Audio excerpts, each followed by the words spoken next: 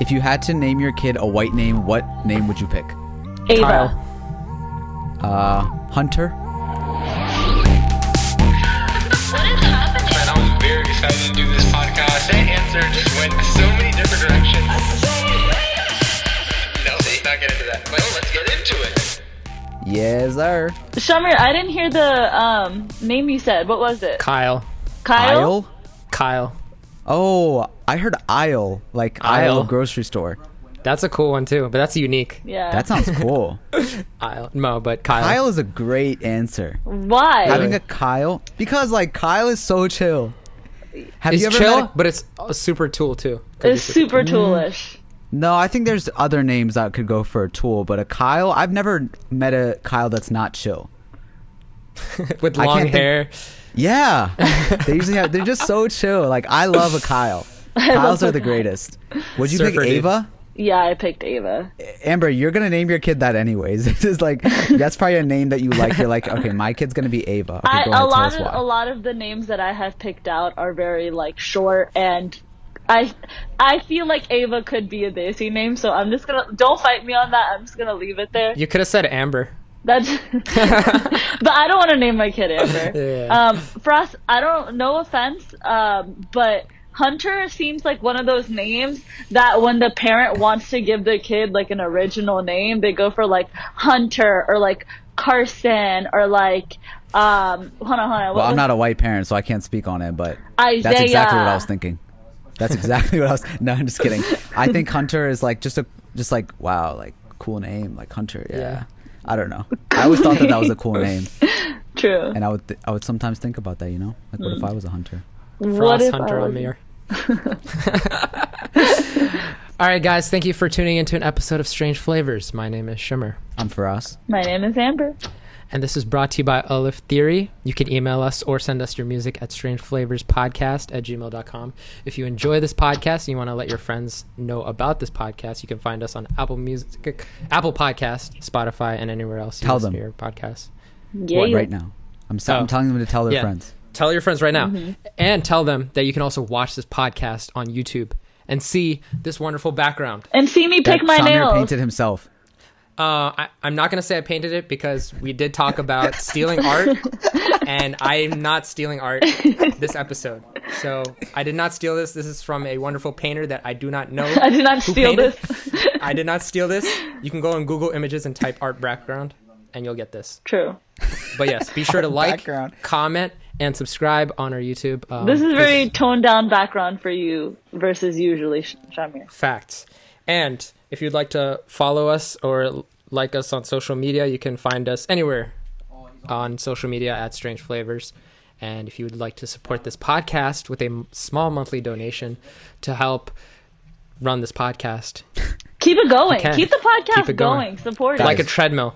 The only thing keeping us going right now is SHAH-AMEER and his dirty work on the streets. Okay, so we want to get SHAH-AMEER off the streets. No, that's not true. That's true because look at his name. It says his name is Shah Khan D's Nuts.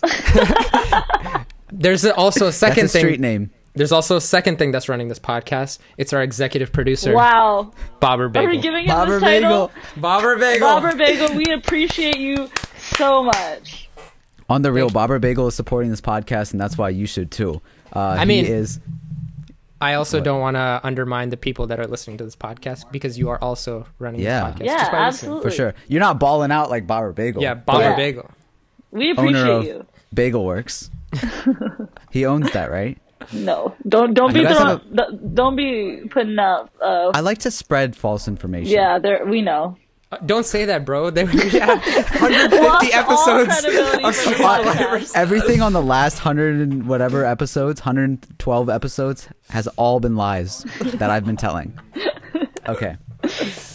Also, you know, I like when you guys talk to us, comment on the videos. You guys have been awesome at that on YouTube and everything, on our social medias. And we haven't read emails for a while, so I think today would be a good day to read some emails from do it. some of our amazing listeners. So let's kick off with this amazing supporter, Medina. Medina has sent us an email. It says, "Hi, my name is Medina, and I am from Harco. which you guys don't know about. Well, I don't know why I said it like I that. was gonna say, I don't think people know what Harko is. She said, my family and I love your videos and podcasts and really enjoy all of your fantastic creations. They make me smile and I can always count on your channel to make me laugh.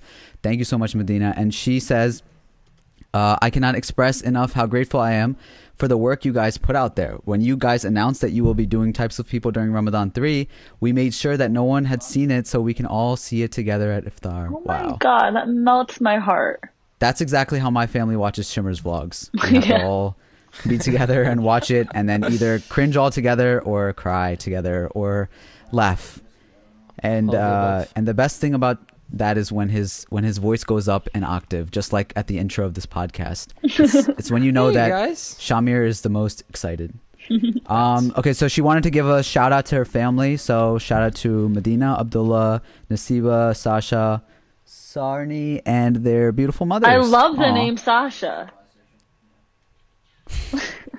We love all the. I like all the names, and I do, but like Medina Sasha's and her so beautiful like family. Fierce. I knew you were gonna. That was such like a stereotypical thing to say. You just ruined it. Barbara Bagel has left again. He's left. Barbara, we finally got him to produce this episode. He was here. Yeah, he's producing it. Wow. And then now he's Barbara, gone again. please don't leave. Barbara Bagel, I'm gonna hit you up again after this podcast so you can support it again. Jeez. All right, who wants to read the next email? I'll read the next email. It's from. Right. Make sure the octave is one higher so then we know you're excited. It is from the amazing Soban. Soban is 16 and he has said that you've all inspired me in some way. I've been watching Rona Poem for 2 years and it's just a part of me now. I've also been listening / watching the podcast a lot, and it just allows me to listen to you guys speak from your heart and to motivate not just me, but other fans around the world. You guys just have a great sense of humor, and I feel like it's something that we have in common. Being Pakistani means a lot to me, knowing that I have people like you guys that I can look up to. Wow. And so there's sweet. more that he wrote. Thank you very much. And thank you, Saban. We appreciate you. Saban. We have Let's another do one more. email. This is from Sakina. She said, "Hey y'all, I love listening to your podcast. I have no clue how I tumbled upon this treasure, but I'm thankful I did." She went on to tell us a little bit about herself. We really appreciate you guys doing that. But there was something in particular I hear that I saw. I'm getting there. She said, "You're not going to read any of what she wrote and just go to something that you want to." I'm about to read the part. No, I'm telling you. She basically told us about herself, how she lives she's a Pakistani Canadian, and now okay. Okay. She said, in your recent podcast where Amber was announcing that she was going on her Hawaii trip, Amber mentions about flowers. I was thinking, cutting flowers is not eco-friendly. Why not give a person a plant/flower pot? It reduces your carbon footprint, and also you'll be more careful with the planet because someone who cares about it gave it to you, and more for the earth. What do you guys think? And also she went on to say, she wrote this a few times and is appreciative. We're appreciative of you, Sakina, but I also have a bone to pick with you. Like, just hold on. So you said that you cut flowers? So in that podcast, or just giving flowers in general. Remember that Valentine's Day podcast where I said that my friend basically was looking forward to flowers and didn't get flowers, essentially. And so she's addressing that, saying that we shouldn't be cutting flowers. But sis, sorry to break it to you, but every Valentine's Day, that's just the case. However, I do agree with you to a certain extent. When it comes to Mother's Day, I always get my mom and my sister-in-law's potted flowers. But I'm not gonna lie, like sunflower. Wait, so like a dozen roses you get, like that's bad? She's saying that like you're cutting them off, like you have to cut the flowers in order to make it into a bouquet to sell it, to then buy it. She's saying that we should have like potted flowers. What's the difference? Potted flowers continue to live and will grow. But flowers die anyways, right? No, they don't die if you don't cut them off. No, but they don't grow back? Well, they don't grow back if you cut them off. So the rose just stays there for like years. What? In the potted plant, if you don't cut the rose just stays there for blooms years. every year, and then the petals fall off. That's not how flowers work, bro. And then it blooms again. You know what happens in the fall, right? But when you cut it, when you cut it, it's never going to bloom again the next year. So they stay there. The petals I thought it's only if you like pull it out of the root, not like if you just cut it. I thought it just like grows back. If you cut it, it does grow back. But she's saying that we should be encouraging people to have potted flowers. So you can reuse the rose every year, basically. No, Like, it just stays there. no, it just keeps growing in that pot. Yeah. And then you But can it just stays redo there. it. Right. Instead of having it be cut off. However, I didn't think about that. When you cut off flowers, new ones grow in its place. True. But I'm just saying, like, about the waste if of it the- was me, like, I would like to have clipped sunflowers. flowers are biodegradable. This is also I don't very think that's true. So what's the issue? I'm sure there's an issue. What's the issue? I don't I'm see sure an there's issue now. I'm sure there's an issue if she's like, She says, why I'm gonna not give write it to back a person? an email. Wait, how is it reducing carbon footprint? we'll have to, we're not botanists. Oh, I know. okay? It's the energy from, getting scissors and the physical energy that the toxins you're releasing Does that from your release body. a carbon footprint onto the world? Because you're releasing Manual more labor? You Manual don't labor. release a carbon footprint, You do small wise. but We you do? I thought yeah, carbon dioxide. Yeah, but that's if you're yeah, around. but that's not what carbon footprint. Guys, That is. what? You guys don't know how carbon footprints work? We all release gases. Cows, No, cars, but people. But I know, but, like, manual labor isn't going to leave a carbon footprint, right? Isn't that like electricity? Humans and, like, humans leave carbon footprints. No, they Like- release. But like when you Car- say like what is your carbon footprint, it accounts for everything that you consume and use too. Facts. So it's not just like, oh, I ate this many cows, so then like Also, if you're listening, If I'm please not don't producing use that us much for carbon- a science reference. that's what I'm saying. Like, We know nothing. listen, Sakina, what are you doing? You Like, caused this. My point is that this is the smallest thing to for a carbon footprint. You should Sure. tell us to not drive. You should tell us to not have our electricity on. Another point Not that we could flowers. say is that also sometimes they're transporting, when you pot a flower, sometimes they put them in plastic pots. That is also adding to something. Don't know what exactly it is, but plastic. Bad for the environment, save the turtles, bad for the whales. Let's move on. I'm not gonna lie. I was not following much of that, and I think that some things are just hard to pay attention to. I just think that if I, on Valentine's Day, want some clipped sunflowers, like, it's cool. I just got a message from our executive producer Bauer Bagel, and he said, "No more discussing Topics you guys environmental don't know impact." about. Yeah. And he said, We appreciate he said you, that the Sakina, carbon, regardless. he said I will lower the carbon footprint of this podcast. But stop supporting it. Okay, let's introduce our guest, because this guest is extremely exciting, and we've been wanting her on for a while. I'm so And excited for this she's- guest. And she's amazing, and we were finally able to do this because of the virtual COVID situation. So without further ado, the stranger today is a popular artist who goes by the name Emmen John. She uses inspiration from her cultural roots to connect with her fans and explore her own identity. She talks to us today about the highs and the lows of social media, how it impacts her mental health, her personal life, and much more. So everybody, please welcome Emmen Ahmed. Good? Everyone feel fantastic? How you feeling, Emmen? I'm feeling good. I'm feeling Are you tired? full. Is this too late for you? No, I'm so full. Like, I don't think I could sleep for another, 2 hours. Really? If I get really full, I get KO'd. I think Like, I Ramadan's wanna- different for me. There's a you get sweet energy. spot. No, I'm just uncomfortable. Because there's a True. difference between getting energy and being all right, now I can stay up again and I can actually do work. Like SHAH-AMEER, that's what you were just talking about, the video you just dropped today, which Yeah. you were like, I can't really function as well when I'm Yeah. hungry. But Yeah. some people, they're just mad tired immediately after. When it's without Ramadan, if I eat a lot, I KO. But during Ramadan, it's flipped. When I eat, I get a lot of energy because I didn't have energy before. Can you guys eat a lot for iftar? Because, Relatively. yeah, I feel like couple eating days this I one. can't. It Okay. slowly goes down. In the first day, I'm Thanksgiving. And then at this point, it's a sip Fruit of shot. water. One date, that's it. One day, it's some water, some fruit. Also, usually I want fruit separately than other food. But now it's if I eat the fruit, it's over. That's all I Yeah. need. So it's weird. It was opposite for me. For what? For like how full I would get. The first couple days I'd be like, okay, date, water, fruit, that's it. Yeah. And now my like stomach has slowly expanded its capacity.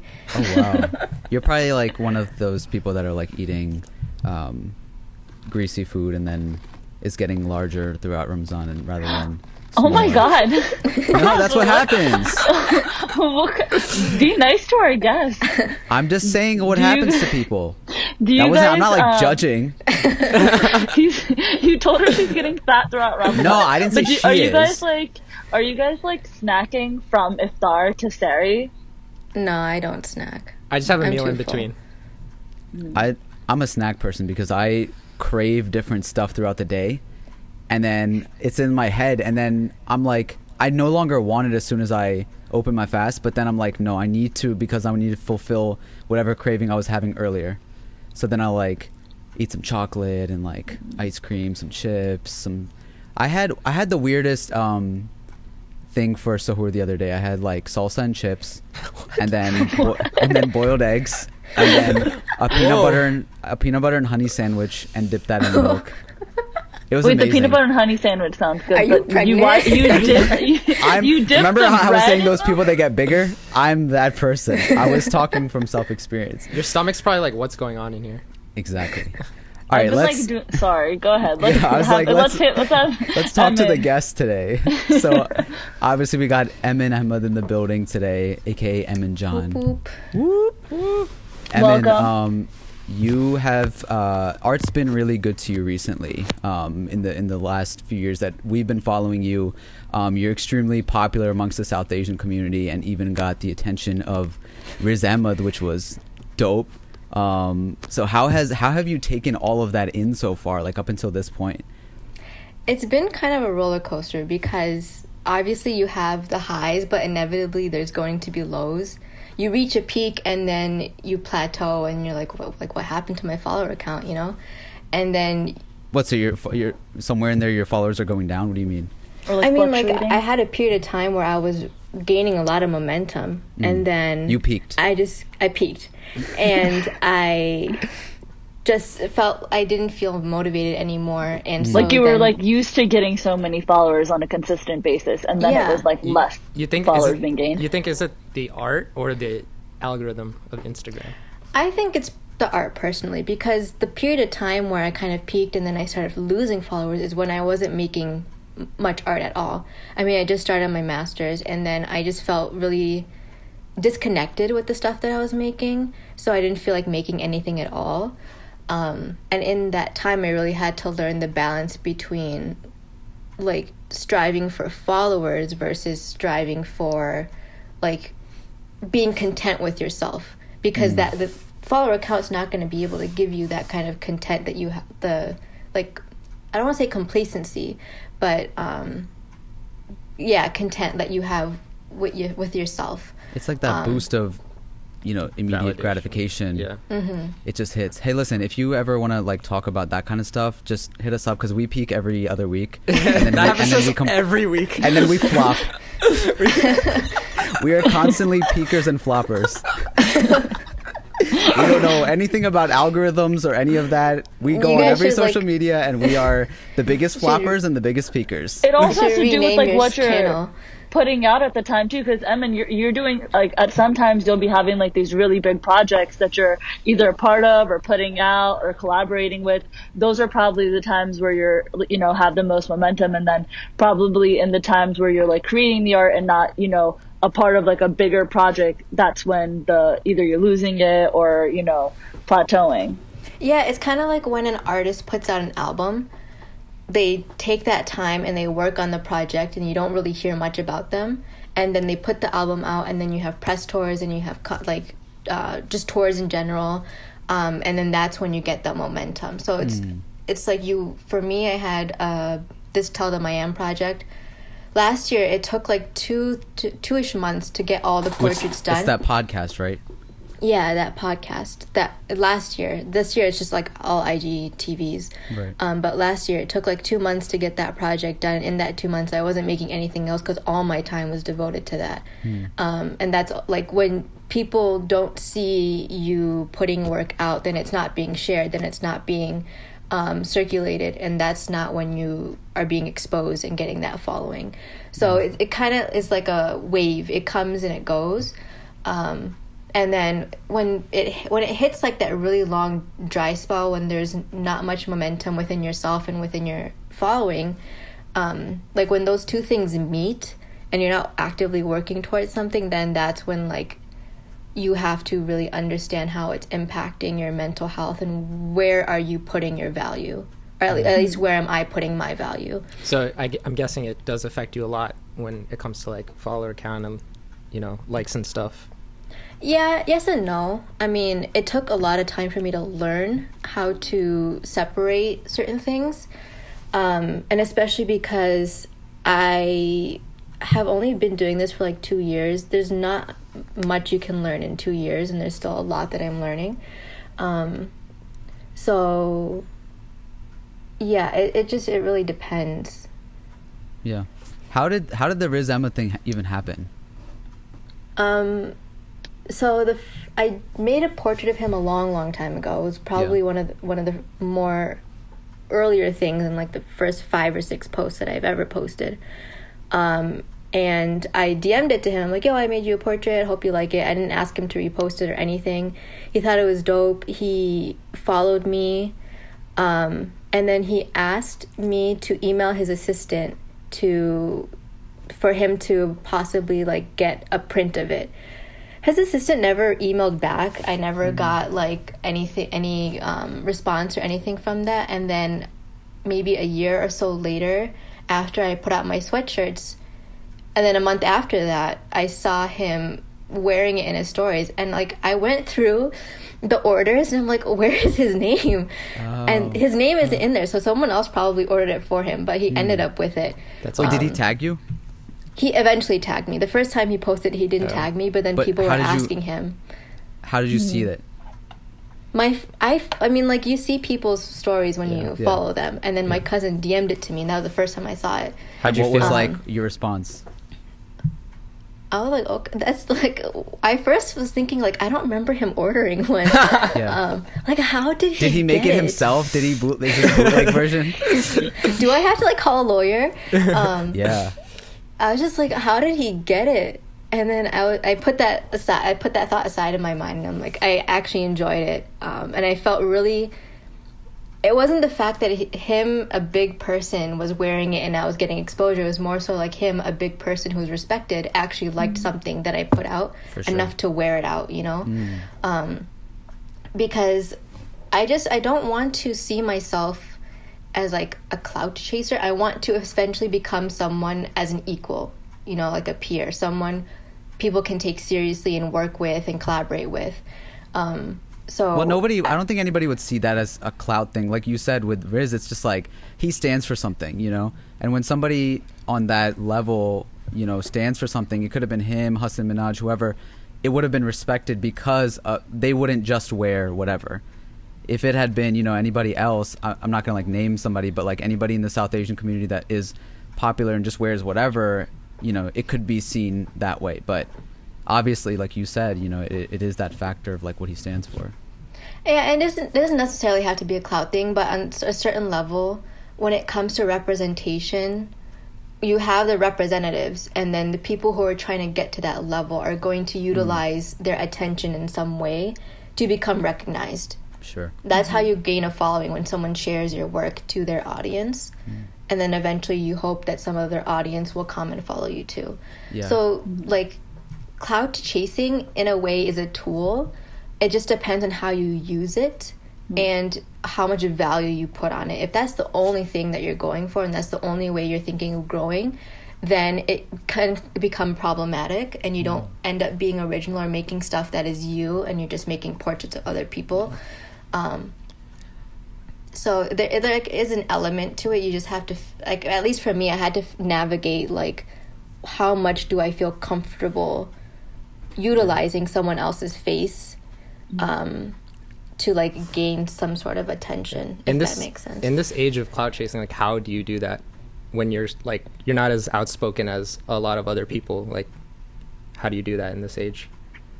I think, at least for me, like I said before, I put it in my mind where I don't want to be someone who's like asking someone to repost something, or constantly like harassing them or DMing them about like, oh, I'd love for you to check out my work, blah blah blah. Just kind of putting it out there and treating it as like a business collaboration, because I feel like in some ways you have to respect yourself enough to see yourself as a business person, to see yourself as a peer or a fellow collaborator, a fellow creator, and not just someone who's trying to make it up at the top, if that makes sense. Yeah. It's mad scary when you're dealing with somebody who is at that level. And like with us, for example, sometimes an opportunity comes where it is somebody who's like, you know, this could be that type of opportunity that person could bring me to. Not even that like it's, oh yeah, my name would be attached to this person, but it's just like, it doesn't even have to be a celebrity or something, but just when you see an opportunity, and then like what you were saying, when that assistant didn't hit you back or something, it's such a roller coaster of emotions that you're just like, you're waiting, and then it's like, is this, and every single time, at least for me, I'll always think like, is this like that big breakthrough? And then if it falls through, it's just like, when the first time it happens, it's like devastating, but then you like bounce back, you restart, you do it again, and then, you know, with artists in general, it's just like, that's a constant sort of relationship you have with it. Yeah. What are some of those, like, you know, those things that you go through as an artist when it comes to, you talked about like mental health earlier, but like what's some of those things that really deeply affect you?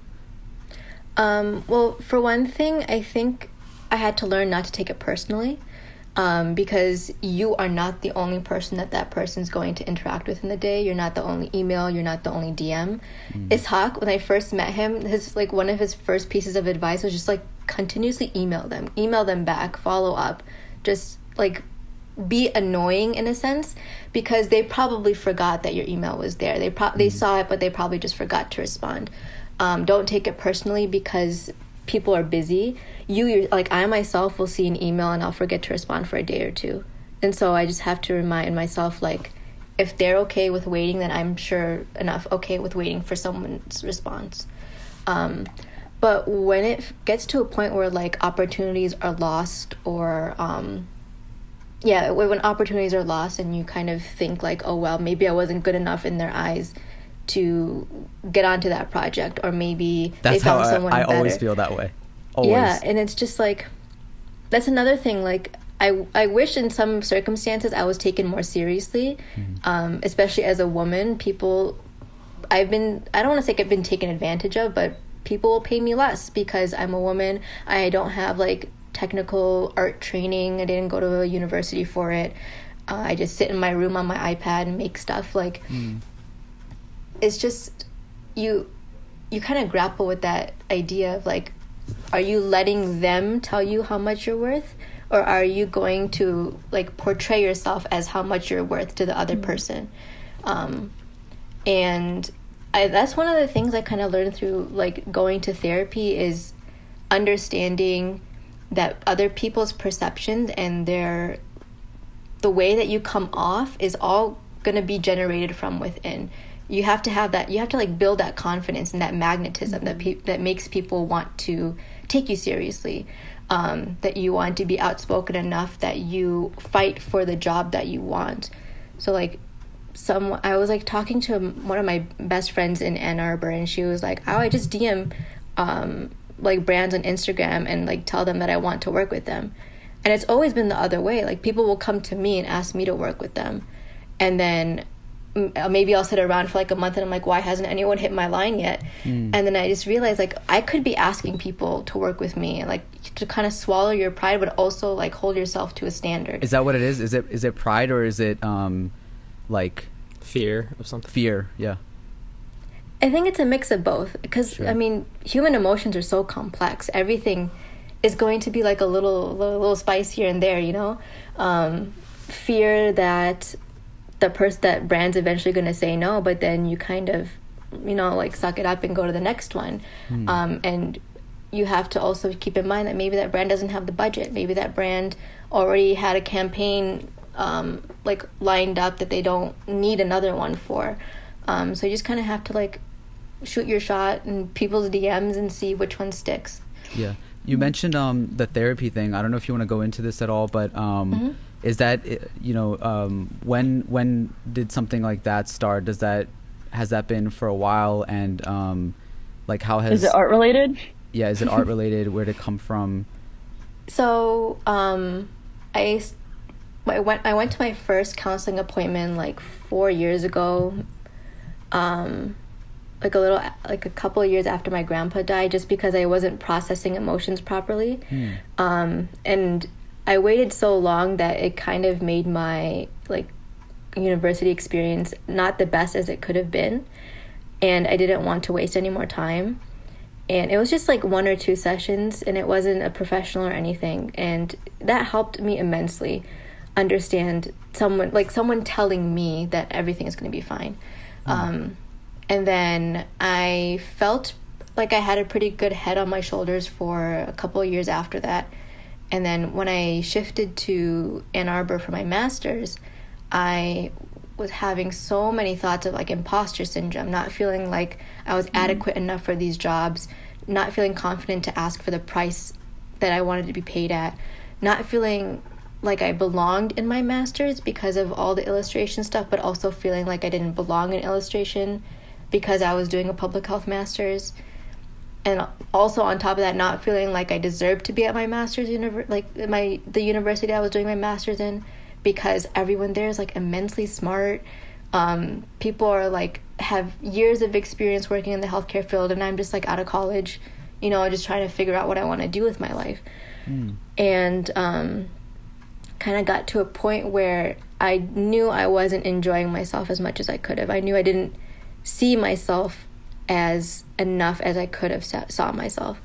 And so I think I started going consistently in like January, February, once a week. And it helped me a lot. Like, even if we're not talking, so like we do some meditations, we kind of like reflect. You have like a trusted person that you go to? Yeah. She was like walking distance. It worked out pretty perfectly. Was it like trial and error, or first SHAH was good? I didn't have many options, mostly because a lot of people were booked. Secondly, because Ann Arbor has a very wealthy population, so a lot of them were expensive. And third, because I didn't have a car, I needed to find someone walking distance. So a lot of times people will say like, oh, you can just, you know, talk to a friend, this and that. Like, what difference did you feel like speaking to a professional than it was, you know, speaking to a person that you already know, like, or even your parents or something? Or yeah. Well, first of all, like, my parents are great, but I don't feel like I'm ever comfortable enough to open up to them about these things. Or even with friends, sometimes they're just like, you'll be fine, and then they want to talk about the next best thing. There's no one, I feel like when you go to professional, that hour is just for you, and you know that you're like, their priorities aren't anywhere else except for you. So I think that's one of the biggest differences when it comes to like counseling and therapy, is that you are the subject of discussion. And I think also friends and family don't normally have it all together. I'm not saying therapists also have it all together, but like they are better equipped to understand how your emotions are interacting. And it's not so much them telling you, it's them posing questions and you kind of finding it yourself. So like, for example, I can say, I was upset over this today. And then she'll ask like, why? Why were you upset over this? What caused it? Have you been upset like this before? And you kind of work your way back and you see like, why was I triggered? When have I felt like this before? When I get like this, what usually helps? And then you eventually get down to the root cause, whether it be like insecurity or like feeling like people are going to leave you, or whatever the topic may be. So I think that would be like the second biggest difference, is they really know how to communicate in terms of emotions. Also, I don't know about your parents, but like in a South Asian household, if I said I'm going through this problem, my mom would be like, drink this milk with some crushed badam in it and you'll be fine. I'll go there. Eat badams and pass your exams, and that's it. Does therapy has that kind of like circled around your like parents, family, friends, and has that like stigma? Oh, like the community reaction? Is there some sort of community reaction? Well, I haven't really been in it for too long, and I also haven't really advertised. I feel like this is the first time I've really advertised that. Oops, hey, sorry. I'm Strange Emmen, Flavors I'm exclusive. Emmen John in therapy. So yeah, this is probably the first time I've ever really talked about it, but I'm not like afraid to talk about it, because I think dope. it's very important to normalize it in a way that it's okay. Encourage it, Of course. Like, I went to my first counseling session without telling my parents. I told them eventually, like a couple of weeks after, and I was expecting kind of a negative reaction, but I actually got a positive one. And so it made me feel confident enough to seek therapy, like professionally and completely this time. And I'm like interested to see how like extended family would react if they found out, but I also think maybe it's none of their business, you know. Maybe it's just a part of me that they don't really need to know about at this time and place. So I don't know if I'll like advertise it more, but you could have also opened up doors by even existing, right, and taking that action on yourself. I know like there's been tons of times in my family where like my sister, she's in that field, right? She does the, mental health rehabilitation and stuff, and there's people that have come to her with problems that she was just like, whoa, I didn't know that like this person was going through this. And it's just because people are so desperately sometimes needing that help and they have no one else to go to. And then for you, like, you know, it might be a cousin or someone who comes up later in the next generation where they're just like, oh, that person did this, I could trust to go to them, and then maybe they could point me to the right direction. So you know, that's very brave of you, very honest of you, and like just inspiring in general. Actually, like I wasn't the first one in my family to actually get therapy. Oh, wow. So I'm the byproduct of what you just like explained. And so it makes me really happy to know that I have people that I love that are actively getting the help that they need. And it also makes me very hopeful that this can be the new standard of acceptance in a way, that where it's okay to seek help outside of religion or outside of your parents, and it's not a bad thing. And then in a way, I mean, like, therapy has also kind of deepened my relationship with my religion. So instead of praying more to help my whatever's going on in my mind, I'm dealing with whatever's going on in my mind to help me pray more. So it kind of comes full circle, at least in my story.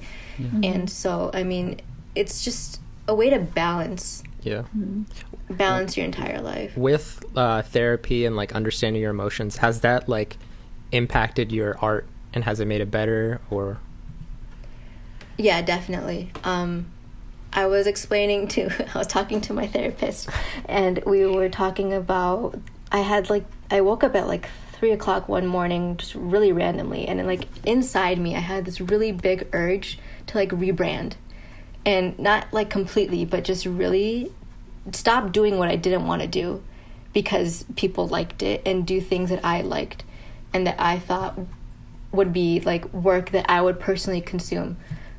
Because the stuff that I was making earlier, I liked it, but it, like, if I was scrolling through Instagram and I saw art like that exact piece, I probably wouldn't think twice. And I think I set a goal for myself to make work that I personally would purchase as a print or want to have as lock screen or whatever. And so I guess just building that confidence that comes as a byproduct of going to therapy consistently, I'm able to feel a lot more comfortable shifting without fearing like a loss in following, or fearing oh, you've changed, I don't like your work anymore, you're too political, you're too this, you're too that. Like, not being so comfortable in what was working and being more comfortable in what I wanted to do. Well, a lot of what you make is South Asian inspired art. I heard you talking about this on another interview where you mentioned that, you know, it was a lot of stuff that was just in general along the theme of the diaspora of the subcontinent, and then you kind of started shifting towards more Pakistani and Muslim elements of you know, your work. And so I wanted to ask you, you know, is your South Asian identity something that you've always been comfortable with, and how has that changed over time? I think I've always been comfortable with it. I mean, I was that kid in middle school who wore a shalwar-kameez on Halloween. This is in Michigan? Yes, this is Wow. in Michigan. I mean, my middle school was pretty small, though. But Was it diverse?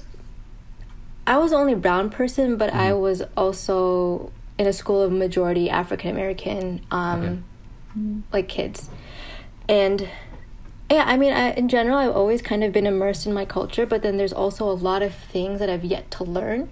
And whatever I learn is what I slowly introduce into my work. So it's not really a representation of Pakistani culture, but it's a representation of what I'm actively learning, whether it be like the structure of a qawwali or a Sufi poem, or how certain textiles are made, or like different like amazing stories and legends that I've heard about but never really like understood or learned, because you hear things and it's just part of like the background noise of your culture, but then you rarely ever really like learn about it and sit down and try to understand why it was shared, why it was made. And so that's kind of what I've been trying to do a little more. That's kind of how I'm becoming a little like more immersed in my culture, a little more like, before I would be shy about posting work and then having family see it because I didn't feel like I was Pakistani enough to be making that kind of work. And then I realized, like, no, I mean, this is how I'm going to learn about my culture. This is how I'm going to show my appreciation or my understanding. And I feel less shy about the work that I'm making now. If, like, family was to find it or someone was to actively ask me every single detail. So I'm guessing you're not, like, afraid to stay in that, like, brown culture, I guess, like, online and stuff. No, I'm not afraid because it's what I know best. Yeah. And it's what I understand best. Yeah. And yeah, I don't think, I mean, maybe I would want to explore a little more like Islamic work, or maybe explore a little, like, go more political with like women's rights, but it always is going to have that element because that's just like an intersection I can't get rid of. Yeah. I want to ask you, what do you think the line is between you know, paying respect to your culture and exploiting it? Because I think when you talk about, you know, the work that you scroll through on Instagram and you see some of that stuff and you're like, you know what, I don't know if I would have necessarily been a fan of this, or, you know, been stopped at or whatever. And over the years, I think we've seen you, like, I definitely saw the rebranding, right? Like, where your stuff in the beginning seems like what a lot of people are currently on the trend of. So I saw you do it first, and I'm not saying that you were the first, but I saw, you know, you doing that kind of stuff first, whether it be like remaking Drake into these, you know, South Asian garments and whatever it might be, and then now just being more sort of like niche and specific into like, oh, this is Emmen's work. So taking that into consideration, what's the difference between exploiting it and paying respect to it? I personally don't think you can exploit your own culture unless it's coming from an ingenuine place, and we would never really know unless the artist told us. I think the journey that I went on is it's an effective one if you're trying to like get into what you want to make, because you're starting off very large and wide, and then you're narrowing down onto what you liked and what stuck with you. So like this, like the pop arty, like line work and simple colors and like that type of work that I started off with was simple enough for me to kind of get the ball rolling. And it was simple enough for me to take thoughts and just put them onto paper literally. And then over time, when I didn't feel so comfortable in that complacency and I moved on and I evolved, that's when this niche lens kind of evolved into. And so it sounds like you were learning. Yeah, it's all a learning you process. were just learning.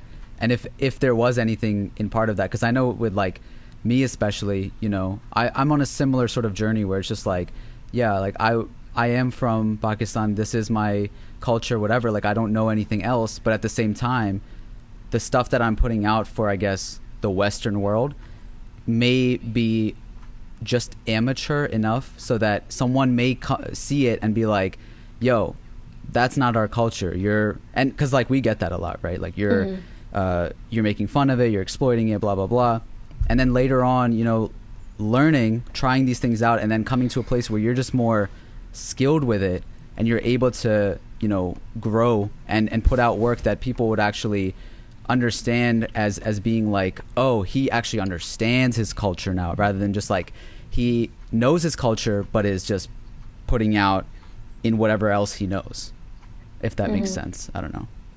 Yeah, I wouldn't say that. I don't know, because there's so many different ways you can express and utilize and learn about your culture, and comedy is definitely one of them, because it's a way to kind of bridge, or like when people are laughing and they're having a good time and they're watching something that they can relate to, that's how you build connections. And that's how you're able to just kind of lighten people's hearts, you know? You're not, I don't know how to explain it, but that's kind of what I see. Well, for us, I mean, like, on the comedy thing real quick, like, we've always said this where, you know, the comedy thing has always been from a place where it's just like, yeah, you see us, you know, dressing up and doing this and that for it, but at the same time, this is really our real lives, and our parents are our fans, #1 fans, and it's really like that. And like my experience has always been that from a very young age, I've been obsessed with Eminem, and the thing that I learned from him that was super valuable early on was a pun on her name. No, you just said it really funny. I did. Like Emmen. Oh, my bad. But yeah, like in 8 Mile, right? Like the final battle scene is where he just puts every joke on himself, and that is his reality. He's not lying about any of it, but the other guy didn't have anything to say back to him because he's like, what am I supposed to say now? He owned up to everything, but at the same time, he's dope at what he's doing. And so like that's something I've always kind of learned and carried on as far as like people getting made fun of for their identity in any way. It's like, you know what, this thing is a part of me, and I'm the one that's gonna put it out there, make fun of it, and take that pressure off of me, take that like you know, not be self-conscious with it and all that. So that's how I've always felt about comedy. But like I know that in art and in what you do, it's probably there's some similar elements of like, you know, let's learn about what this culture is and put it in a way that people can respect it and I can totally own it. I think it all comes down to like what kind of things are you portraying? Are you doing the same old joke that like Lily Singh or Just Rain or whoever did, and kind of like beating the dead horse? Or are you like expanding and showing new to the table, different kinds?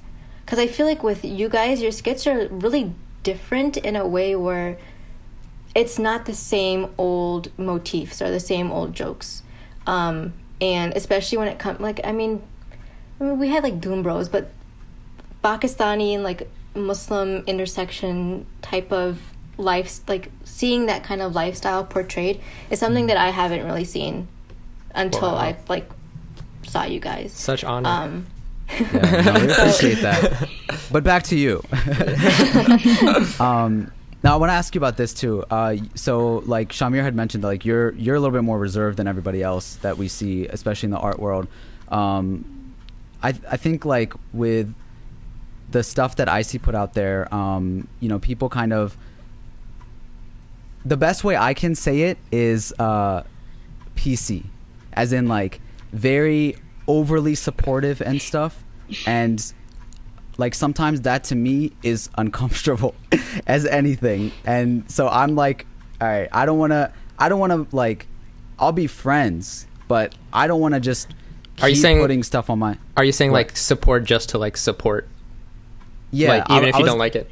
Yeah, like okay, for example, Emmen and I were a part of this like art thing recently, right? And what? The pass the brush thing. Why you guys think I'm always trying to like stir up something? You are. I'm asking a genuine. No, I'm You're not. quite literally No, referring I'm- to this exact group. Boy, listen, no, because I like all those people. I respect all those people, right? But and Emmen's been a part of like a few of those, I think. It's like Just that one. don't rush challenge. Just one. No, you were part. I saw you in another one. So that was additional, just one. Oh, so 2 total. Yeah, 2 total. Okay, so what I'm saying is like all those people are dope, right? But for me, like the whole, you know, like, oh my God, you're so incredible. Everybody's so much better than me. Like, I personally know that I'm like at the bottom on that one when it comes to like art and stuff. Okay, no, I'm not dumb. Like, but I know that my concepts and stuff I can personally like be confident in. Like the stuff that I come up with, it's all like I'm doing in a certain way that I am being authentic with whatever. So I don't need anybody to tell me that like, oh my God, like you're this great, whatever. Do you ever feel that like people in online and stuff, especially like the support thing is too much? I don't know. Do you think you could ever be too supportive of other people? Is that the question here? I mean, there's like Fake, a line not- where it can get creepy, but like Not that, but like sometimes it feels Disingenuous. Are you saying like Disingenuous. forced and fake? like when you know people that like share everybody and then it's like, wait, do you even have good taste? That and like when they just put the fire emojis like on every post. Like that's it. Wait, Amber, you Yeah. said something, but I didn't quite get it. I said, does it come like? Is it sometimes it come across as like forced and fake? That like you like, I like it because you made it, and because you're an artist, and I support you because you are creative and are an artist, but not because they actually are like finding like true value and like a personal connection. Maybe connection Emmen to your doesn't work. get it because she's like no, at the top. I think I okay. You're a top tier. There's like 2 channels that I see when it comes to like online creatives. One where you're supporting people as like a business and a creative in general, and then the other is when you're supporting work that you actually like. And I think a lot of people want to channel the former because they want to have that same like love reciprocated, but then there's also the fact of the matter that you want to be able to promote creativity. You want, even if you don't like what the person's putting out, if they're being creative, that at least with me, if they're being creative, then that's a win in my book, because it's helped me, and I know it can help a lot of people if they just try it and kind of believe in themselves. I mean, at least with me, I really only repost work that I personally would consume or like, or if I know that that person spent a lot of time and effort into the piece, and I kind of like, even if I don't like it, I want other people to see it, to see the kind of like effort it needed to be able to create that thing. It does get uncomfortable sometimes when people overly share, because you do, it's not because I know that they're being disingenuous, it's because you kind of doubt their motives in that way. But then at the end of the day, I think it comes down to like just kind of accepting the share or accepting the compliment, because even if their intention was wrong, you're still getting a compliment. Like, it's still nice to hear it. It's still kind of uplifting, and then it's also really uplifting to give it to. I mean, at least with me, I feel good when I'm helping someone or complimenting them, or like giving a gift. That's my love language. But I think even that person who might not like fully connect with it is still coming from a good place and good intentions. Like, even if they're not fully connecting with whatever it is that you created, the idea is that they're like, I support you for being, you know, you and doing this and whatever. So it might just, sometimes it seems a lot because there's just so much in the same platforms now that it's overwhelming and it might seem fake. But I think you can usually tell when the person comes from a good place or if maybe they're doing it for personal gain or whatever. Vibe I check. think that's what I'm saying. I feel like you can usually sense like what the vibe is. Yeah, no, I think both of you said like it head on. Like that's what it is. I think everybody's doing what they think is best. I think that the frustrating part sometimes is that, like, you know, especially when you're not doing as much as somebody else is, that becomes kind of overwhelming, because I'm somebody who like really, really is passionate about, you know, especially like my friends' works and stuff and people that I follow, and like really, and like Emmen, I see that you will, you know, support other people just by like getting their stuff. Like you will be wearing, you know, your friends and people that you support, their actual like things that they're making because I was you like just it. about to wear your t-shirt, but it's that, really wrinkly. I would have been like Emmen's fake. No, I'm just kidding.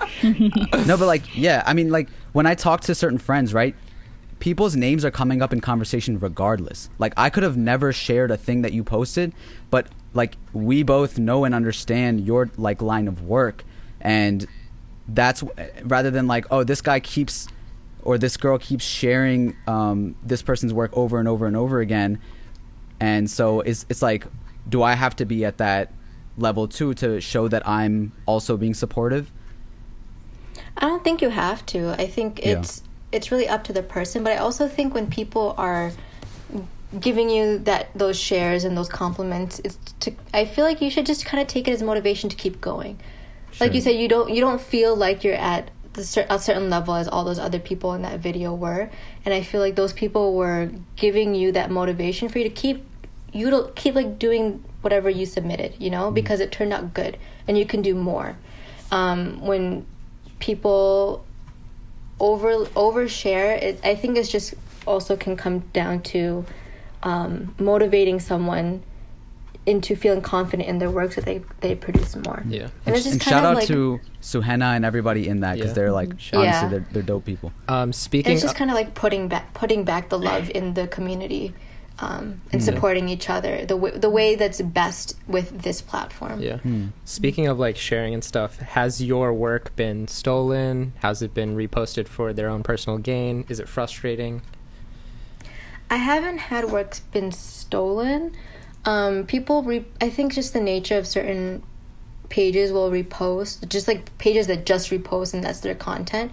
It gets frustrating when they don't credit or they just don't ask in the first place if they can repost, because I mean, I get it, you're a page that's supposed to promote different artists and this and that, but it also is like, that is your content, and your content is completely comprised of other people's work. And I think pages need to be a little more aware of the courtesy of asking to repost something versus just screenshotting it and posting it and thinking that the person whose work you just repost is going to be thankful. Right. I had this why would that bother an artist or specifically you? Well, specifically me, because I can't really speak to other artists' experiences.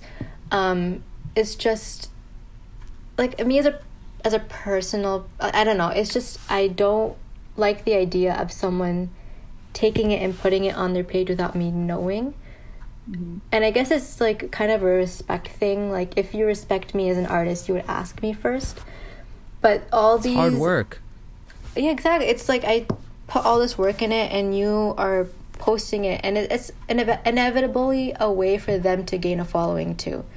And if they utilize that advantage without my permission, then that's when it kind of gets frustrating.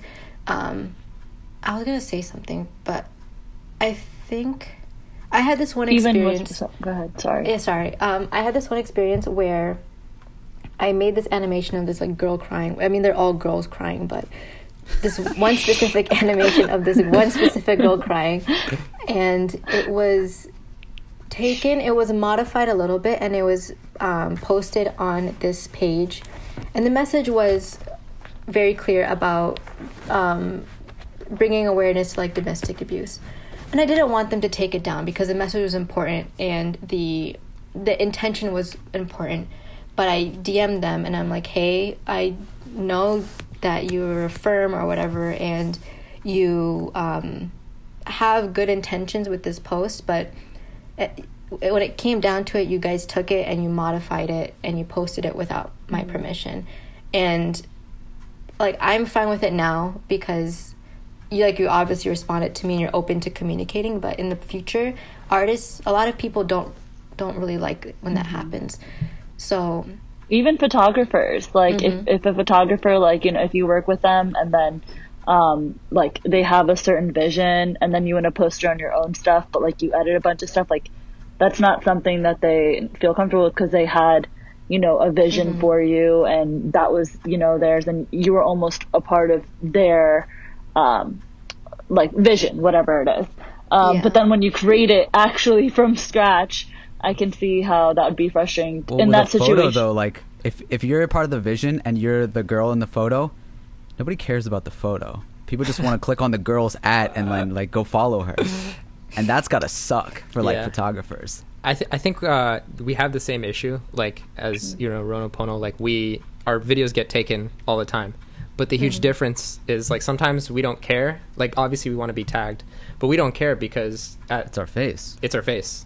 And sometimes people don't see the name that you did on that drawing and you spent hours and hours on. But, like, our face is always on there. And, like, our brand for, like, still... artists and photographers, it has to be the worst because, okay, like, they're going to... At the end of the day, you're going to see, like, with the messages or whatever, and there's so many artists and photographers that like you don't know, like it's going to be hard to tell that same thing that you're talking about. Like when you have a face, obviously, you know, like people are going to end up tagging us in it eventually, or like people are going to be like, oh yeah, it's those guys, whatever. But like with art and other like photography, it's like people do not recognize that immediately unless you are somebody who really supports that person's work. Yeah, or it like gets lost on blogs too, like Tumblr, when that was the thing, like people, photographers, like all their pictures would get leaked on it. You would never know who took it. And Pinterest, all that. I've had a few friends like who their entire wedding album was like just like spilled across the internet, and they never gave anybody permission for it. And the photographer only put out a few sample pictures, so there wasn't even watermarks. So I can definitely see how in those situations it could hit you even harder. Yeah, it just all kind of boils down to respecting the artist and respecting the art. And I mean, when Tumblr and Pinterest kind of came out, I feel like there weren't these kind of like set in stone social media like courtesy rules placed, where it made it really difficult for people to be recognized and have the like deserved credit. But now I think once people found a way to capitalize and create a business out of their page, that's when these kind of unwritten rules came into play. But then again, those rules are so different from person to person, from like country to country, because the way people like share and repost in Pakistan is completely different from the way we do it in the US. Like the different standards people hold. And they're just each that. other They're just rules. to. They're not. You're not breaking any laws by doing it. But I mean, sometimes you can be breaking laws when it comes to like reproducing images on deliverables, if that makes sense. But yeah, it's just they're just kind of rules. They're not gonna like throw you in jail if you repost a photo, but it's just it comes down to respect. Let's go into that a little bit about when it comes to like, you know, other people's work and everything. Like I saw a situation that recently unfolded regarding somebody's work, and you know, they thought that it was pretty much traced, right? And so the question is, like, when it comes to art, what are your thoughts about you know, taking something and copying it versus getting inspiration from it? Have you ever sort of seen that with and then properly crediting the inspiration afterwards? Yeah. So I mean, those rules themselves also differ from artist to artist, and it differs from people who've gone through university and studied it professionally versus people who are self-taught. I think the general rule of thumb is that when it comes to like tracing or using like reference photos or like copying photos when you're drawing them, if it's for your personal learning and like your sketchbook, you're not selling the images, you're not sharing them as if they're your own, then that's fine, because that's how people learn. People learn by tracing and then like, they're like kind of like training wheels, in my experience, in my opinion. But when it comes to like selling it and posting it and not tagging people, that's when like the respect thing comes into play. Like the composition, the image, the person's face, all of that is someone else's. And yeah, you change the colors or you change the medium or you added or subtracted certain things, but inevitably the subject matter is something and someone else's.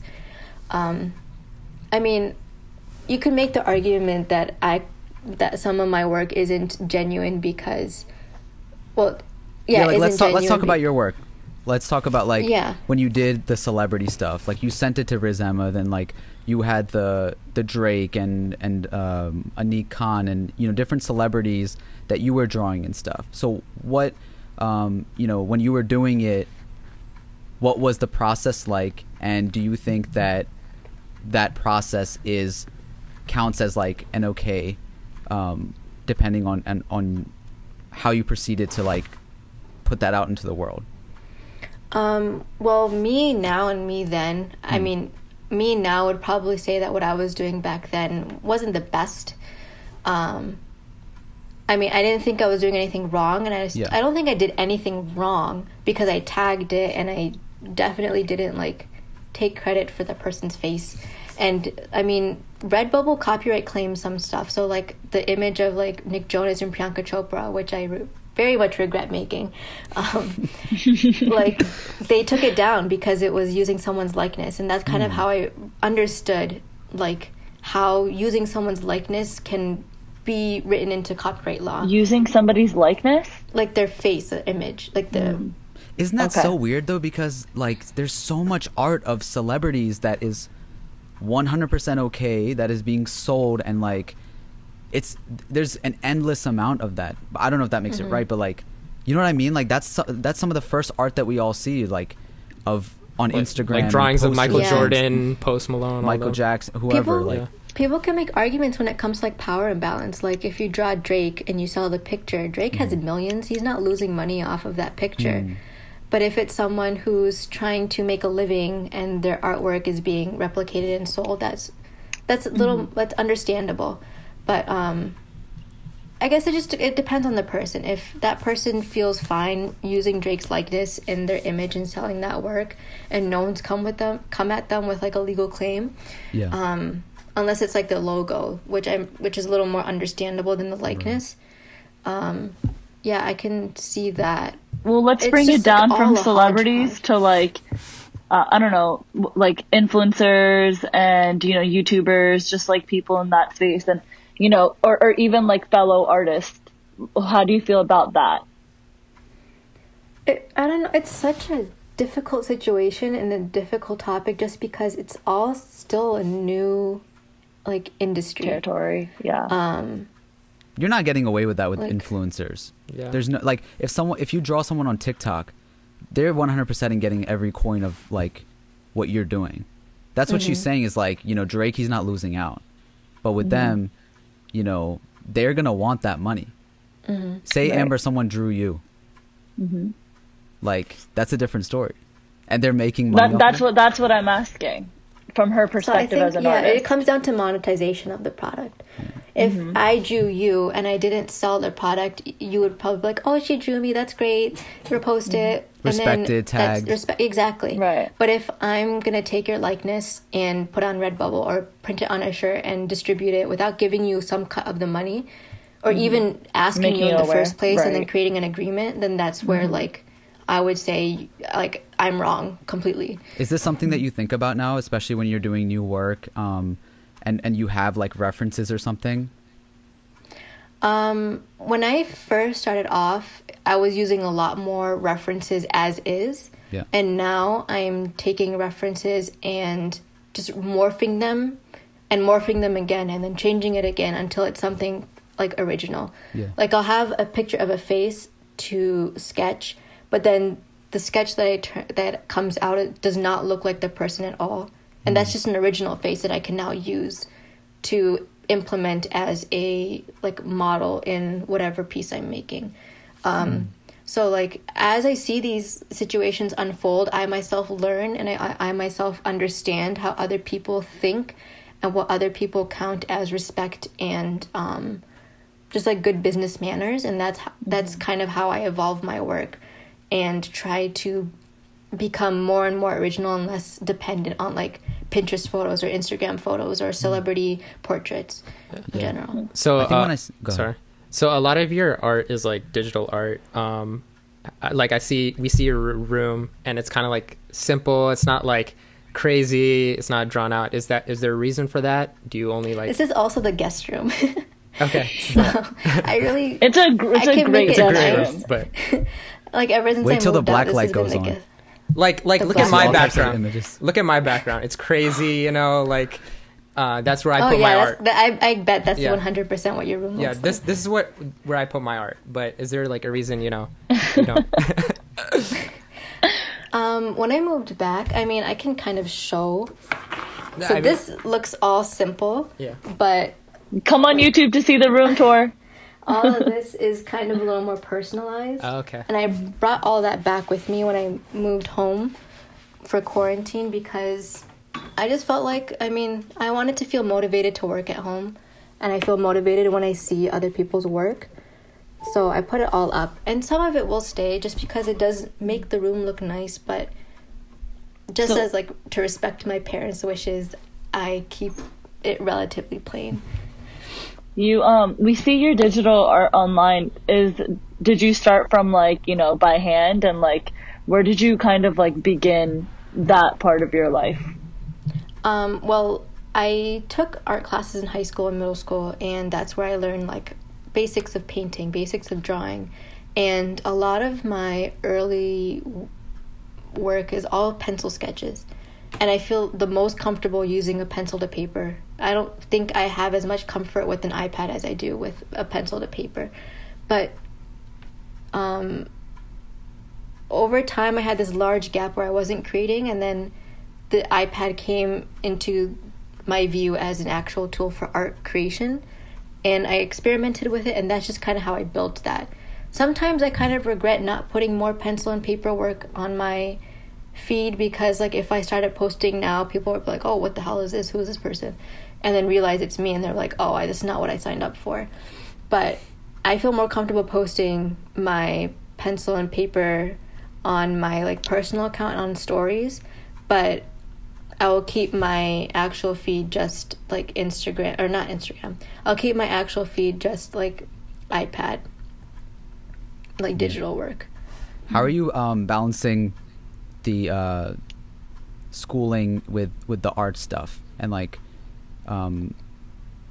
is there a time that you're just like wanting to give up the other?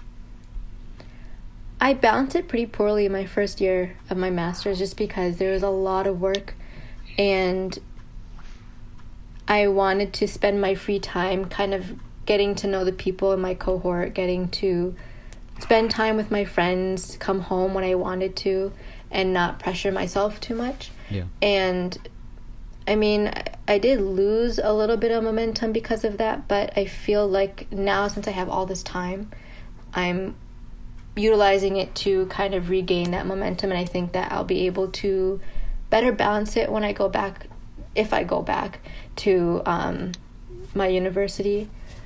I mean, do you guys work and also film, or are you in school and also film? We just don't do anything. We're just waste of life. No, we like we hustle on the side. Yeah, we hustle, but we try to put the creativity, like, or at least me, like forefront. And I try to do whatever to like support that. He's throwing shade. You guys aren't working hard enough. No, it's do you? I was gonna ask, do you ever get lonely with that? You know. Yes, all the time. I mean, I live in a studio apartment by myself on campus, and there are weekends where I don't leave my apartment at all. Yeah. And then having a lonely hobby on top of that. Exactly. Like, I'll know, like, okay, I have all this time and I want to draw, but I'll know that even that means that I still won't be able to leave my apartment. Or I know that I have all this free time and I won't pick up my iPad and draw. because I'm in that like lonely mindset. Yeah. And that's another reason why I went to therapy. But yeah, it is definitely lonely.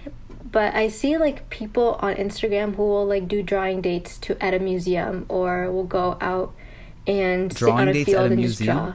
Like you'll have a statue and you'll draw the statue. Why are you laughing? Me? Yeah. I'm not laughing. You thought I was gonna make fun of it? Yeah, I thought so. I knew it. I knew you thought that I was gonna make fun of that. I was like, where is this going? But like, low key, no, just kidding. There are ways to make it less. There are ways to make it less lonely, but you just have to have the person who's gonna be up for that. That's hard. That seems really like when people were saying in that group like we should have drawing dates or whatever. I was like, how? I could not like. That's something I need to be like. I can have stuff on TV, movies, listen to music, podcasts, but like, I don't know. I mean, it's just having someone there, just like physically. You also like live in a house with people, so you get enough social interaction, like with human beings being around you. Whereas if you're completely lonely, I'm sure that you wouldn't mind. You talking being about? like you talking to me? Yeah, I'm talking about. Oh you. no, I totally get. That's why I asked her. Like that must be lonely. Yeah, I think that then it would make more sense to be doing things like that, where you like need to have some sort of social interaction. Yeah. What's your plan after you graduate? Do you have one, or especially when it comes to like continuing to balance this thing? I think I would want to get a full-time job relating to public health. And kind of dial down the amount of like paid work I do with illustration and just keep it more so like a passion project. Yeah. That's my thinking now. It may change. It's just I'm scared of losing the fun aspect of creating, because when you're constantly working to fulfill someone else's vision, at least me, I lose motivation in making stuff for myself, because you just have like a feeling. And I'm not saying like making work for other people is always going to be like annoying, but you go through this long period of time where you're not making anything for yourself, and you're going through edits after edits. Yeah, I mean, you go through edits after edits and critiques and change this, change that, and it kind of gets exhausting. So I noticed that you closed your own online store as well. Is there a reason for that? It's just COVID. But there's like other ways that like artists, will throw all their like designs and stuff on websites that will do all that work for them, so you don't have to necessarily do any of it yourself. Is there a reason why you choose not to do that and put your artwork on there? I mean, I do. I utilized Redbubble and Society6, and the way I make my sweatshirts is like a drop shipping method, so I'm not actively like embroidering things. It's like the same way like Roots Gear works now. And I think I just kind of felt guilty putting more mail into the system, especially at least in Michigan, like our U.S. postal system is completely overwhelmed. That is so considerate. That is very considerate. I've never heard anybody say that. Yeah. People are like, we need to have more masks. People are ordering Amazon like every day now. Like, people are just going crazy. I'm even thinking about like having masks. Like, I didn't even think about what that's doing. Yeah, I don't know. I felt guilty. Yeah. And I mean, things are easing up a little bit, but it also feels nice not having to like oversee one more thing during this time, because you still have to like manually put in orders and fill out addresses and customer service and all of that. So just kind of taking one thing off the plate helped a lot with me not feeling overwhelmed in this time either. Yeah. What are you most looking forward to next? Anything in your life? I would love to go get bubble tea. That's what you're missing the most. I love that. I love that. I don't know. It's hard to think about this type of stuff when all the days are the same. No, well, that's a sort of like beautiful, small, little like simple thing. Like someone might be like, trying to get married now, or like I mean, you know, low a huge key. thing.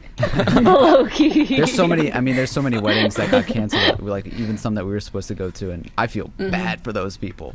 That would Yeah, that sucks. be horrible. But no, like bubble tea. I mean, you could get that now. But. You can make it. She doesn't want it to be based part of the off system.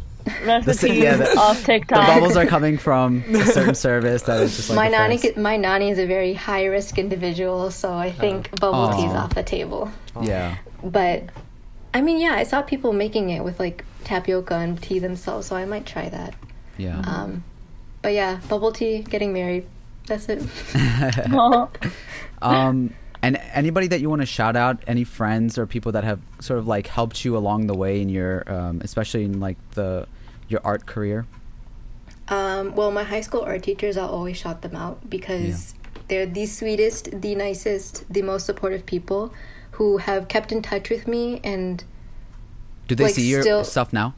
yeah, like They my must high be so school art proud. teacher follows me on Instagram. That's awesome. And she asked me to come back to my high school and talk to their kids about like how to create a career or how to like just motivate them That's and so fire. recognizing their culture and seeing how they can implement it. Yeah. My awesome. best friend Rabal, he was the one who actually supported me in taking the first step towards getting counseling. And I mean, I thought about it, but I never really had that motivation because I didn't want to seem defective or broken. And he was just like, well, who cares? Like, this is for you. You need to be happy. And so, like, if I just listened to myself, I wouldn't have done it. But if I had listened to someone telling me to do it, then that's why I did it. Yeah. And honestly, like, just everyone who follows me, they didn't have to, but they're there. And I mean, yours, like, if COVID wasn't a thing and you were right next to me, I would just give you the biggest hug because you are, I don't know why, but you just seem like the coziest person. I am cozy. Yeah, because they didn't really have to follow me. And there's so many people who are more deserving of a larger following than they have right now. And I want to like scoop up some people and like give it to them. But yeah, everyone who followed me, who stuck with me, who given me chances, like with Tell Them I Am, Misha Yusuf, she didn't have to hire me, but she did. And those projects are by far my favorite ones. Yeah, and featured me twice. Yeah. She saw some sort of potential in me that I didn't see myself, and she's the person who's motivated me to ask for more money, to be more confident in like what I'm bringing to the table, because people are coming to you for your work. You're not just I don't know how to explain it. Yeah. No, I gotta say, like, keep it 100%. Like, I think your personality, along with your art, is what attracts people to you, and everything that you stand for the most. Your sort of like humble approach, your authenticity, and everything. Like my sister, she's somebody who has always supported artists in general because she has, me and my brother, and we sort of do our own thing. And so she always looks at the people that we admire, the people that are around us, and it's rare for her to be like, I don't know about this person, or to say like, this person you need to keep. And you're somebody that she constantly brings up that's just like, she's really cool. She's like so sweet. I like her a lot. I loved meeting her when we met in New York. She was so sweet. It's a vibe, right? Like sometimes you just know when somebody's like on the right track, when people just like,